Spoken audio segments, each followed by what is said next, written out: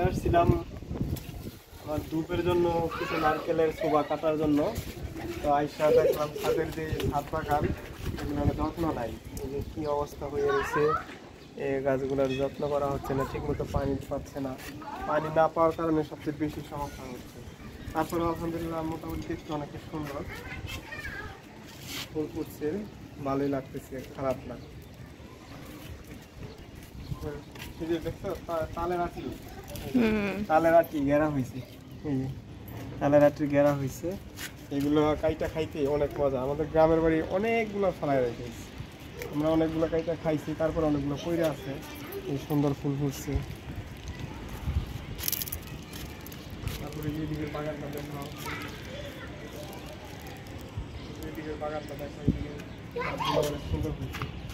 এই যারা গোবর পাইলে কথা দেখো, এই যে কত সুন্দর গোবর দিয়ে রাখছে, এই যে কত সুন্দর গোবর দিয়ে রাখছে গাছের গোড়ায়।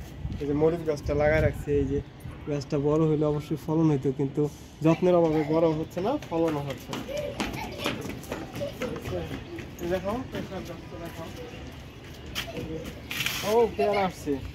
আমাদের বাসায় এরকম সুন্দর পেয়ারা গাছ আছে, এর চেয়ে ছোট ভালো পেয়ারা আসছিল। তো আমরা ওই অবস্থায় রেখে আসছি। এখানেও দেখলাম যে ভালো সুন্দর 3টা পেয়ারা আসছে, আর ওই যে আসতেছে। আর সুন্দর সুন্দর গাছ আছে, কিন্তু যত্ন নাই।